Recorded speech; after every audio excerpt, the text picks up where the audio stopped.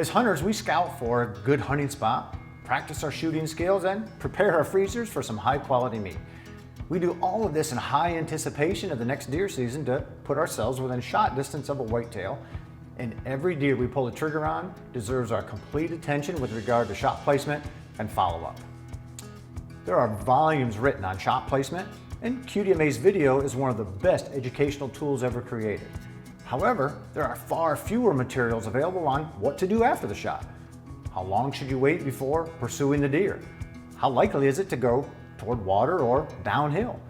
How do you go about finding it?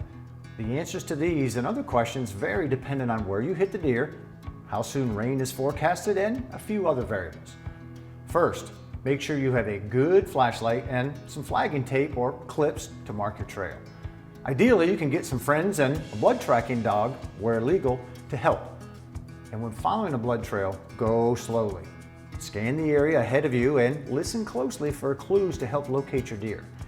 On hard to follow blood trails, it's best if one person marks the last spot of blood while others search on hands and knees if necessary ahead for the next drop. Once found, the person marking the last spot can move forward and you can continue the search for the next drop. Okay, now here are several tips learned from tracking thousands of wounded deer. Wounded deer do climb hills. The old adage that wounded deer won't go uphill is completely false. Deer follow their typical patterns and they want to get to where they know they're secure. So if secure cover is uphill from where they are when they get shot, don't be surprised to see them go uphill. If you hit a deer forward of the diaphragm, meaning in the lungs or heart region, then there is nothing to be gained by waiting a long time before you begin tracking. If you hit a deer in the heart or lungs with a firearm, simply wait a few minutes and then take up the trail. If you're archery hunting, then waiting 15 to 30 minutes is advised. Now, contrary to this, if you hit a deer behind the diaphragm, meaning in the stomach region, then you should wait at least 8 hours before pursuing. This is because stomach shot deer need additional time to expire. They will often bed rather quickly, so give them plenty of time and your tracking job will be much easier. Wounded deer behavior changes during the season. As I said earlier, deer want to get to where they know they're secure. So if it's early in the archery season and deer are still on their summer routine, this can be very close to familiar cover and not go far when hit. Conversely, if they are shot during the rut or when they're on an excursion, they may attempt to travel literally hundreds or thousands of yards to get to their preferred cover. So keep time of year in mind when you start on a blood trail. Double lung hit deer can travel quite a distance. We love to see rifle shot deer drop in the tracks or arrow shot deer drop in sight, and understanding shot placement and appropriate shooting practice can greatly aid in these short trackings. However, not all great shots end with a short blood trail. Occasionally, deer that were shot through both lungs can travel up to 200 yards. Stomach shot deer may go to water. All wounded deer do not gravitate to water, but stomach shot deer may do so. However, it's not always a direct line to creeks or springs or ponds. They often take a circuitous route through heavy cover, traveling up or downhill to get there.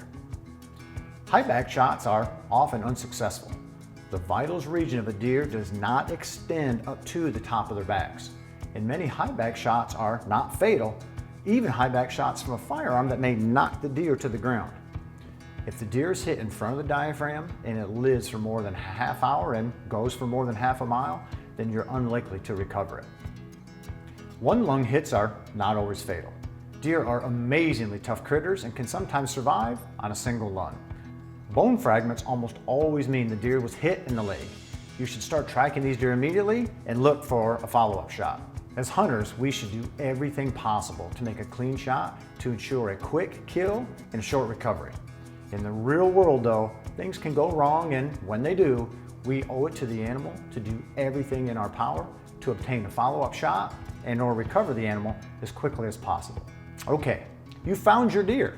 Now what? Well, first, congratulations! Be happy, smile, thank those with you, hug them if you want to. This is a really emotional time, so soak it all in and enjoy the moment. You have just had a great experience and acquired some high-quality protein. Next, you want to get the deer field dressed and the meat taken care of as quickly as possible. Those topics are covered in the next video. For more information on shot placement and shot follow-up, visit the Quality Deer Management Association website at qdma.com. Be safe in the woods and good luck on your next blood trail.